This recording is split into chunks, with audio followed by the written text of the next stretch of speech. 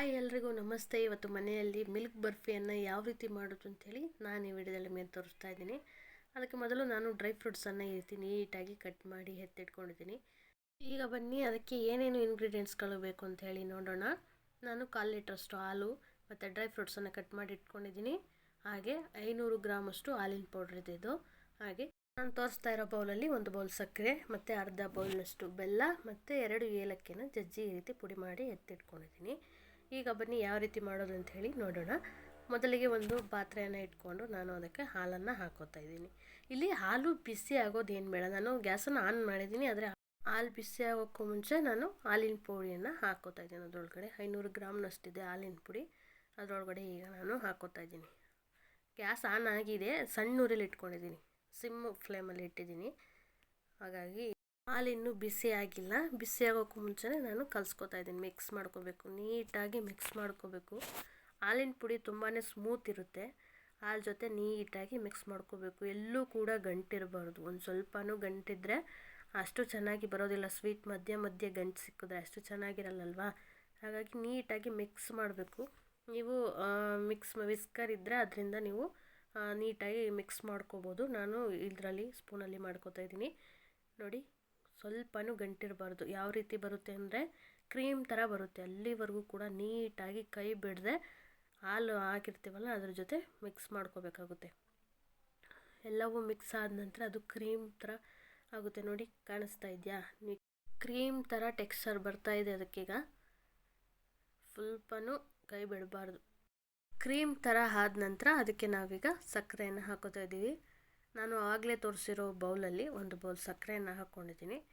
ಈಗ ನೋಡಿ, ಈ ಚಿಕ್ಕ ಬೌಲಲ್ಲಿ ಬೆಲ್ಲವನ್ನು ಹಾಕೋತಾ ಇದ್ದೀನಿ. ರುಚಿ ತುಂಬಾ ಚೆನ್ನಾಗಿ ಬರುತ್ತೆ ಎರಡನ್ನೂ ಹಾಕಿದ್ರೆ. ಹಾಗಾಗಿ ನಾನು ಬೆಲ್ಲವನ್ನು ಕೂಡ ಹಾಕೋತಾ ಇದ್ದೀನಿ. ಎರಡನ್ನೂ ಹಾಕ್ಕೊಂಡು ನಂತರ ಏಲಕ್ಕಿ ಪುಡಿ, 2 ಏಲಕ್ಕಿಯನ್ನು ಜಜ್ಜಿ ಪುಡಿ ಮಾಡಿದ್ದೆ, ಅದನ್ನು ಹಾಕ್ಕೊತಾ ಇದ್ದೀನಿ.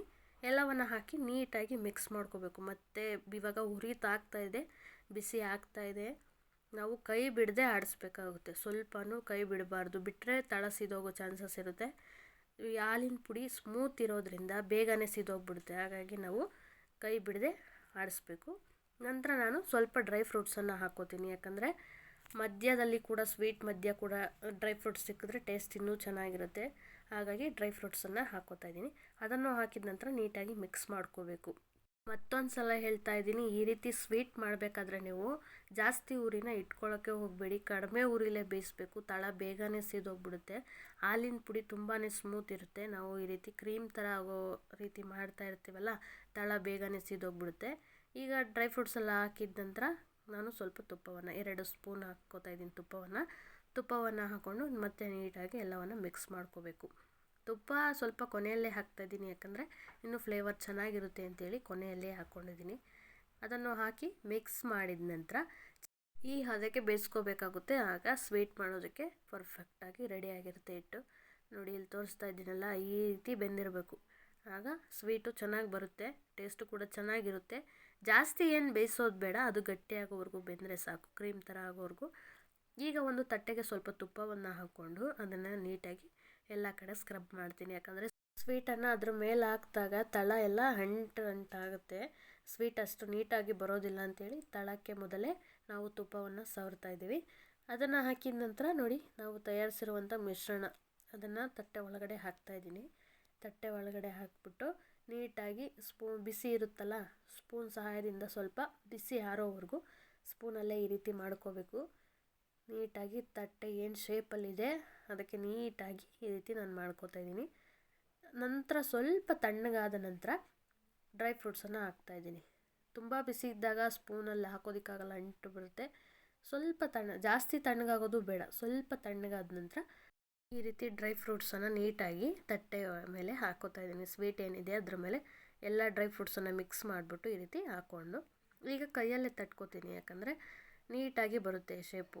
ಸ್ವಲ್ಪ ಅಂಟಿದ್ರೆ ಸ್ವಲ್ಪ ನೀರು ಕೈಯಾದರೂ ಮಾಡ್ಕೊಳ್ಳಿ, ಇಲ್ಲ ತುಪ್ಪನಾದರೂ ಕೈಗೆ ಹಂಚ್ಕೊಂಡು ನಂತರ ಈ ರೀತಿ ಪ್ರೆಸ್ ಮಾಡ್ತಾ ಹೋಗಿ. ತಟ್ಟೆ ಏನು ಶೇಪಲ್ಲಿದೆ ನೀಟಾಗಿ ಪ್ರೆಸ್ ಮಾಡಿ, ಯಾಕಂದರೆ ಸ್ವೀಟು ಸಮನಾಗಿ ಬರಬೇಕು.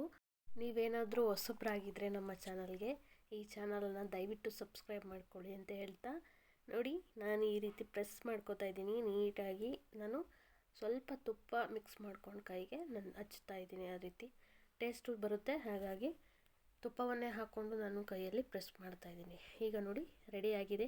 ನಾನು ಪ್ರೆಸ್ ಮಾಡಿ ರೌಂಡ್ ಶೇಪಲ್ಲಿ ಮಾಡಿ ಇಟ್ಟಿದ್ದೀನಿ. ಈಗ ಚಾಕುವಿನ ಸಹಾಯದಿಂದ ನೀಟಾಗಿ ನಿಮ್ಗೆ ಯಾವ ಶೇಪಲ್ಲಿ ಬೇಕೋ ಆ ಶೇಪಲ್ಲಿ ಕಟ್ ಮಾಡಿಕೊಳ್ರಿ. ಇದೇ ರೀತಿ ಮಾಡಬೇಕಂತ ಏನಿಲ್ಲ. ನೀಟಾಗಿ ಕಟ್ ಮಾಡಿ, ಸ್ವಲ್ಪ ಬಿಸಿ ಇರುತ್ತೆ, ಹಾಗಾಗಿ ಚಾಕು ಸ್ವಲ್ಪ ಅತ್ತ ಇತ್ತ ಹೋದ್ರೂ ಶೇಪ್ ಚೇಂಜ್ ಆಗಿಬಿಡುತ್ತೆ. ನೀಟಾಗಿ ನೋಡಿ ಕಟ್ ಮಾಡ್ಕೊಳ್ಳಿ, ನಿಧಾನಕ್ಕೆ ಕಟ್ ಮಾಡಿ. ಆರಿದ ನಂತರ ಕೂಡ ಕಟ್ ಮಾಡ್ಕೋಬೋದು, ಅದರಲ್ಲಿ ಏನು ಸಮಸ್ಯೆ ಇಲ್ಲ.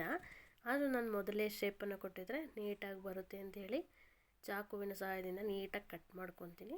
ಆಮೇಲೆ ಈಸಿಯಾಗಿ ಎತ್ಕೊಂಡು ನಾವು ತಿನ್ಬೋದು ಅಂಥೇಳಿ. ಇದನ್ನು 1 ಅವರ್ ಕೂಡ ನೆನೆಸ್ಬೋದು, ಇಲ್ಲ 8 ಅವರ್ ಕೂಡ ನೆನೆಸ್ಬೋದು. ಸ್ವಲ್ಪ ಗಟ್ಟಿ ಟೈಪಲ್ಲಿದ್ದರೆ ನೀವು 1 ಅವರ್ ಲೇಟ್ ತಿನ್ಬೋದು.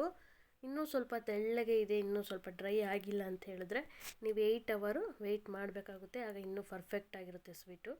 ಅದಕ್ಕೆ ಮೊದಲು ನಾವು ಹಾಲು ಹಾಕ್ತೀವಲ್ಲ, ಹಾಲನ್ನು ಸ್ವಲ್ಪನೇ ಹಾಕ್ಕೋಬೋದು, ಸ್ವಲ್ಪ ಪ್ರಮಾಣದಲ್ಲೇ ಹಾಕ್ಕೋಬೇಕು.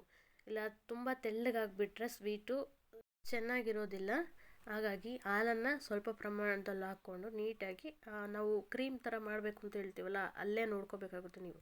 ಆ ಕ್ರೀಮ್ ಥರ ಬರಬೇಕಷ್ಟೆ. ತುಂಬ ತೆಳ್ಳಗೆ ಬಂದರೆ ನೀವು ಜಾಸ್ತಿ ಹೊತ್ತು ಬೇಯಿಸ್ಬೇಕಾಗುತ್ತೆ, ತಳ ಹಿಡಿಯೋ ಚಾನ್ಸಸ್ ಇರುತ್ತೆ. ಸ್ವೀಟು ಕೂಡ ಚೆನ್ನಾಗಿರೋದಿಲ್ಲ, ಟೇಸ್ಟು ಕೂಡ ತಳ ಹಿಡಿದ್ಬಿಟ್ರೆ ಚೆನ್ನಾಗಿ ಬರೋದಿಲ್ಲ. ಹಾಗಾಗಿ ಸ್ವಲ್ಪ ಪ್ರಮಾಣದಲ್ಲಿ ಹಾಲನ್ನು ಹಾಕ್ಕೊಂಡು ನೀಟಾಗಿ ಕ್ರೀಮ್ ಥರ ಮಾಡಿಕೊಂಡ್ರೆ ಸಾಕು. ಸ್ವೀಟು ಪರ್ಫೆಕ್ಟಾಗಿ ಬರುತ್ತೆ ಮತ್ತು ಬೇಗನೂ ಕೂಡ ಬೇಯುತ್ತೆ. ಈಗ ನೋಡಿ ನಾನು ಈ ಶೇಪಲ್ಲಿ ಕಟ್ ಮಾಡಿ ಎತ್ತಿಡ್ತಾ ಇದ್ದೀನಿ. 1 ಅವರ್ ಲೇಟು ನಾವು ತಿನ್ಬೋದು ಇದನ್ನು. ನೋಡಿ ಈ ರೀತಿ 1 ಅವರ್ ಆದಮೇಲೆ ನಾನು ಕಟ್ ಮಾಡಿ ಎತ್ಕೋತಾ ಇದ್ದೀನಿ. ಕಟ್ ಮಾಡಿದ್ದೆ ಆಲ್ರೆಡಿ, ಮತ್ತೆ ಒಂದು ಸಲ ಈ ರೀತಿ ಚಾಕುವಿನ ಸಹಾಯದಿಂದ ಎತ್ಕೋತಾ ಇದ್ದೀನಿ. ತುಂಬ ಹೊತ್ತು ಏನು ನೆನೆಸಿಲ್ಲ ನಾನು, 1 ಅವರ್ ಅಷ್ಟೇ ಆಗಿರೋದು. ಯಾಕಂದರೆ ನಾನು ಮಾಡುವಾಗಲೇ ಸ್ವಲ್ಪ ಡ್ರೈ ಇತ್ತು, ಹಾಗಾಗಿ ಜಾಸ್ತಿ ಹೊತ್ತು ನೆನೆಸೋದೇನು ಬೇಡ. ಪರ್ಫೆಕ್ಟಾಗಿ ಬಂದಿದೆ ನೋಡಿ. ಬಾಯಲ್ಲಿಟ್ಟರೆ ಕರ್ಗೋಗ್ಬೇಕು, ಆ ರೀತಿ ಇದೆ ಸ್ವೀಟು. ತುಂಬಾ ಟೇಸ್ಟಿಯಾಗಿರುತ್ತೆ. ಮನೆಯಲ್ಲೇ ನೀವು ಈಸಿಯಾಗಿ ಮಾಡ್ಕೋಬೋದು. ತುಂಬ ಕಡಿಮೆ ಇಂಗ್ರೀಡಿಯೆಂಟ್ಸನ್ನು ಬಳಸ್ಕೊಂಡು ಈಸಿಯಾಗಿ ಮನೆಯಲ್ಲೇ ಸ್ವೀಟನ್ನು ಮಾಡ್ಕೊಳ್ಳೋದು ಯಾವ ರೀತಿ ಅಂತೇಳಿ ತೋರಿಸಿದ್ದೀನಿ. ನೀವೇನಾದರೂ ಫಂಕ್ಷನ್ ಇದ್ದಾಗ ಮನೆಯಲ್ಲೇ ಎಲ್ರಿಗೂ ಕೂಡ ಸ್ವೀಟನ್ನು ಮಾಡಿಕೊಟ್ರೆ ಎಲ್ರಿಗೂ ಕೂಡ ತುಂಬಾ ಖುಷಿಯಾಗುತ್ತೆ. ರುಚಿ ಅಂತೂ ಅದ್ಭುತವಾಗಿರುತ್ತೆ. ಅದನ್ನು ನೀವು ಒಮ್ಮೆ ಟ್ರೈ ಮಾಡಿದ್ರೇ ಅರ್ಥ ಆಗೋದು. ನೀವು ಕೂಡ ಮನೆಯಲ್ಲಿ ಟ್ರೈ ಮಾಡಿ, ಹೇಗಿದೆ ಅಂತೇಳಿ ನಂತರ ಕಮೆಂಟ್ ಮಾಡಿ. ಈ ವಿಡಿಯೋ ನಿಮಗೆ ಇಷ್ಟ ಆಗಿದ್ದರೆ ದಯವಿಟ್ಟು ಲೈಕ್ ಮಾಡಿ, ಹಾಗೆ ಸಬ್ಸ್ಕ್ರೈಬ್ ಮಾಡೋದನ್ನು ಮಾತ್ರ ಮರಿಬೇಡಿ. ಎಲ್ರಿಗೂ ಕೂಡ ನಮಸ್ಕಾರ.